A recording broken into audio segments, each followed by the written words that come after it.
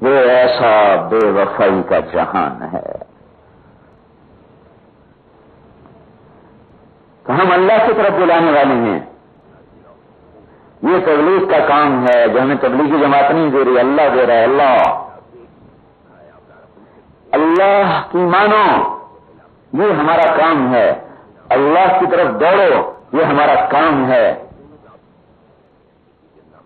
اللہ کے حکموں کی طرف بلانا، اللہ کی طرف. نماز تو آ جاؤ بھائی، کوئی ٹیکس والا مرد عورت بے نمازی نہ رہے. وہ کیا زندگی ہے جہاں اس میں نماز نہ ہو؟ وہ ماتھا کیسا ماتھا ہے جس سے رب کے دربار میں سجدہ نصیب نہ ہو؟ یہ اتنا عظیم الشان عمل ہے سجدہ کہ جب آدمی زمین پہ سر رکھتا ہے تو اللہ کے نبی فرماتے ہیں تیرا سر اللہ کے قدموں میں پہنچ چکا. ان ساجد یسجد فی قدمی الرحمن، سجدہ کرنے والا ہو اللہ کے قدموں میں سر رکھ دیتا ہے. اتنا بڑا عمل. اور جب آدمی کہتا ہے سبحان ربی الاعلی، تو زمین اس طرح ٹھنڈی ہو جاتی ہے جیسے آپ برف کا ٹھنڈا پانی پی کے سینے میں ٹھنڈک محسوس کرتے ہیں.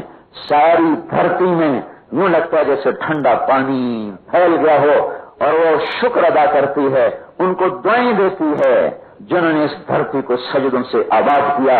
اور اگر کوئی ایک آدھ قطرہ آنسو کا ٹپک گیا تو جو 3 دن سے بارش ہو رہی ہے اس سے زمین کو اتنی ٹھنڈک نہیں پہنچتی جتنی ایک عورت ایک مرد کے کوئی ادھورے چوتھائی آنسو کے زمین پر ٹپکنے سے جتنا زمین ٹھنڈی ہوتی ہے.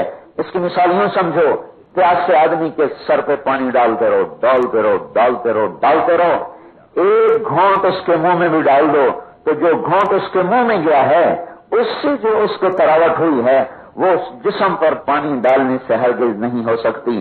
ساری دھرتی پر برسات کی بارش ہو، لہلہا اٹھے، سبز چادر ہوں، گلاب کے پھول ہوں، کلیاں کھل جائیں، باغ مہک جائیں، اللہ کی قسم ایک مسلمان مرد عورت کا ٹپکا ہوا آنسو سجدے کا اس زمین کے اندر کو ایسا ٹھنڈا کر دیتا ہے کہ سارے سال کی بارشوں سے زمین ٹھنڈی نہیں ہوتی جیسے آپ کے ایک آنسو سے زمین ٹھنڈی ہو جاتی. ہم روتے ہیں اپنی ضرورتوں کی وجہ سے، اپنی مصیبتوں پہ روتے ہیں. اللہ کی محبت کا رونا ہی ختم ہو گیا، اللہ کے رسول کی محبت کا رونا ہی ختم ہو گیا. یہ آنسو بڑا قیمتی، ایسے تھام کے رکھا کرو، ایسے ہی ہر جگہ بہاتے پھرا کرو. کائنات میں صرف ایک مخلوق ہے انسان جو روتا ہے، بس ایک انسان ہے جو روتا ہے. اس آنسو کی قدر اس آنسو کی قیمت لگاؤ. ہاں، ایک حدیث یاد آ گئی بڑے زمانے کے بعد. جبریل آیا کہ یا رسول اللہ، ہم آپ کی امت کے اعمال تو لکھتے ہیں، آنسو نہیں لکھتے. آنسو بھی تو ایک عمل ہے نا. آنسوؤں کا خزانہ، آنسوؤں کا کھاتا اللہ کے پاس خود ہے، سمجھے؟ آنسوؤں کا کھاتا اللہ کے پاس الگ ہے. ہم تو صرف بول چال اٹھک بیٹھک لکھتے ہیں. میں ویسے تفصیل اپنی طرف سے کر رہا ہوں. تو بھائی آنسو کیوں نہیں لکھتے ہو؟ کہ کیسے لکھیں؟ کیسے لکھیں؟ خوف کا ایک آنسو دمع دمع دمع عبرا. عبرا کہتے ہیں اس آنسو کو جو آنکھوں میں رہے باہر نہ نکلے، اور دمع اس آنسو کو کہتے ہیں جو ہلکا سا باہر آ جائے، ہلکا سا باہر آ جائے، ہلکا سا. تو وہ آنسو جو ہلکا سا آنکھ کے پیالے سے چھلک کے اور گالوں پہ ڈھلک گیا، یا رسول اللہ وہ ایک آنسو جہنم کے دریا بجھا دیتا ہے. اور جو اللہ کے سامنے ڈھیر لگائے گا وہ کیسے لکھیں ہم کہاں سے لکھیں؟ لہٰذا ہمارے پاس آنسوؤں کا کھاتا کوئی نہیں ہے، وہ اللہ ہی کے پاس ہے. تو راتوں کو اٹھنا، اللہ کے سامنے رونا، سجدوں میں سر رکھنا، آہیں بھرنا. تم تو بھول ہی گئے، کوئی بچوں پہ رو رہا ہے، کوئی بیگم پہ رو رہا، کوئی اولاد پہ رو رہا، کوئی نوکری پہ رو رہا، کوئی اپنے صدمے سے رو رہا. یہ بھی یہ بھی رونا ہی ہے، اللہ کے سامنے رونا ہے. لیکن میں وہ رونا بتا رہا ہوں جو رونا آپ کو جبریل سے بھی اوپر کھڑا کر دے گا. یہ اللہ کی طرف بلانا ہے، یہ بھی اللہ کی طرف بلانا ہے. کوئی گھر نماز سے خالی نہ ہو، کوئی گھر سجدوں سے خالی نہ ہو، کوئی گھر اللہ اس کے حکموں کو زندہ کرنے سے خالی نہ ہو. یہ ہے هذه سبیلی، یہ ہمارا کام ہے. هذه سبیلی، یہ ہمارا کام ہے. یہ کیا؟ ادعو الی اللہ، ہم اللہ کی طرف بلاتے ہیں. اب نبی تو آئے گا نہیں، کون کرے گا؟ کوئی نبی تو آنے والا نہیں، کون کرے گا؟ کون بتائے گا؟ کون سمجھائے گا؟ اور استعداد اتنی ہے، جماعت گئی فرانس سے مستورات کی، تو انہوں نے بیان کیا، ایک ٹیونس کے نوجوان نے بیان کیا، ایک ترکی لڑکی اٹھ کے آ گئی. وہاں تو کوئی اتنا پردے کا انتظام بھی نہیں ہوتا نا، ایک ترکی لڑکی آ گئی، آ کر کہنے لگی میں آپ سے ایک بات کرنا چاہتی ہوں، لیکن میں آپ سے درخواست کروں کہ مجھ سے نفرت نہ کریں آپ. تو انہوں نے کہا کہو. وہ کہنے لگی میں مسلمان ہوں، ترکی ہوں، میں یہاں ایک یہودی کے ساتھ 3 سال سے رہ رہی ہوں بغیر نکاح کے. میں نے اس آدمی کی بات سنی ہے، مجھے کچھ سمجھ میں نہیں آئی بات، کیونکہ ساری بات عربی میں تھی، میں عربی نہیں جانتی ہوں، لیکن اس کی بات میں ایک لفظ بار بار تکرار کے ساتھ آیا، ایمان ایمان ایمان ایمان. مجھے ایک لفظ ہی کافی ہو گیا ہے، وہ مجھے اوپر لگتا ہے ہتھوڑے کی طرح. میری آنکھ کھلی ہے، میں آپ سب کے سامنے توبہ کرتی ہوں اپنی سابقہ زندگی پر، آپ بھی مجھے معاف کریں، اور اللہ سے بھی میں معافی مانگتی ہوں. اور آپ ایسا کریں، اس لڑکے کو بلائیں، اگر وہ مسلمان ہو جاتا ہے تو اس سے میری شادی کر دیں، اگر وہ مسلمان نہیں ہوتا تو میں ترکی واپس چلی جاؤں. تو لڑکے کو بلایا، 3 دن مسلسل اس کو بلا کے بات کرتے رہے، وہ نہیں مانا. چوتھے دن لڑکی آئی، کیا ہوا؟ تو انہوں نے بتایا کہ وہ تو مسلمان نہیں ہوا. تو اس نے اپنی جیب سے ٹکٹ نکالا کہ دیکھو میں استنبول کا ٹکٹ خرید چکی ہوں، اب صرف مجھے اپنی بکنگ کروانی ہے، اور میں یہ عزم کر چکی تھی کہ اب میرا قدم اللہ کی نافرمانی کی طرف کبھی نہیں اٹھے گا. یہ گھروں سے نکلنا ایسے بیکار نہیں ہے. کیسے کیسے مرد عورتوں کی زندگیاں پلٹا کھا رہی ہیں. مراکش میں گشت ہو رہا تھا تو 2 نوجوان بیٹھے شراب پی رہے تھے. تو ایک ہمارے ساتھی نے کہا ان کو دعوت دیں، دوسرے نے کہا شراب پی رہے ہیں، نشے میں کہیں ویسے ہی گلے نہ پڑ جائیں. اس نے کہا چلو یار بات تو کرتے ہیں، کیا پتہ اللہ کسی کے دل میں ڈال دے.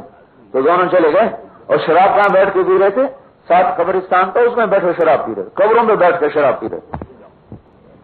جب بات شروع کی تو ایک لڑکا اٹھ کے چلا گیا، جس کے ہاتھ میں شراب کی بوتل تھی، وہ بیٹھ کے سنتا رہا. پھر ان کے سامنے اس نے شراب کی بوتل ایسے توڑ دی اور رونے لگا. پھر کہنے لگا تمہاری جماعت کہاں ہے؟ انہوں نے کہا فلاں گھر میں. مسجد میں تو ٹھہرتا نہیں، فلاں گھر میں. کہا میں وہیں شام کو آؤں گا. شام کو وہ لڑکا آیا اور اس کا کبھی سر چومے، کبھی ماتھا چومے، کبھی ہاتھ چومے، کبھی پاؤں چومے. کہا تمہیں پتہ نہیں تم میرے اوپر کتنا بڑا احسان کر گئے ہو. بھائی کیا ہوا؟ کہا میں بہت بڑے آدمی کا بیٹا ہوں، میرا باپ مر چکا ہے، بڑی دولت چھوڑی ہے، اور میں لٹا رہا ہوں. اب ایک گھر میں بیچنا چاہتا ہوں، میری ماں بیچنے نہیں دے رہی، اور میرا اور ماں کا تکرار چل رہا تھا، وہ مانتی نہیں، میں بیچنا چاہتا ہوں. تو وہ جو میرے ساتھ دوست آپ نے دیکھا تھا، اس نے مجھے مشورہ دیا ماں کو قتل کر دو پھر بیچ دیں گے. میں نے کہا قتل کیسے کروں؟ ان کا جب آدمی شراب پی لیتا ہے، نشے میں سب کچھ کر جاتا ہے، کچھ بھی نہیں ہوتا. تو ہم دونوں وہاں بیٹھے شراب پی رہے تھے، اور اس کے بعد جا کر میں نے اپنی ماں کو قتل کرنا تھا. تمہیں اللہ نے بھیج دیا. تو یہ جنہوں نے گھر چھوڑا، کچھ کرایہ بھی خرچ کیا، کچھ سفر بھی کیا، بیوی بچے بھی چھوٹے، ایک گھر کیسے بچ گیا؟ اس ایک گشت پر گھر کے 1,00,000 نفل بھی نہیں پہنچ سکتے. اور 1,00,000 میں نے ویسے کہہ رہا ہوں، قیامت تک کی نفلی عبادت اس گشت کو نہیں پہنچ سکتے. قیامت تک کے نفلی روزے، قیامت تک کے نفلی ہر سال کے حج اس ایک گشت کو نہیں پہنچ سکتے. یہ اس امت کو کام ملا ہے، کیونکہ ہم نے اس پر تربیت ہی چھوڑ دی اپنی اولاد کی، اپنی بھول گئے. ورنہ اب تھوڑا سا میں اس آیت کو واضح کرنا چاہتا ہوں. اللہ تعالیٰ کرے اپنے نبی سے کہو کیا ہذہ سبیلی، پہلے یہ 2 لفظ ہذہ قریب کا اشارہ ہے. جیسے ہم اردو میں کہتے ہیں یہ قریب کی چیز کو کہتے ہیں وہ، دور کی چیز کو کہتے ہیں وہ، قریب کی چیز کو کہتے ہیں یہ. تو اللہ تعالیٰ کہہ رہے ہیں یہ آگے کہتے ہیں سبیلی، یہ ہے میرا راستہ.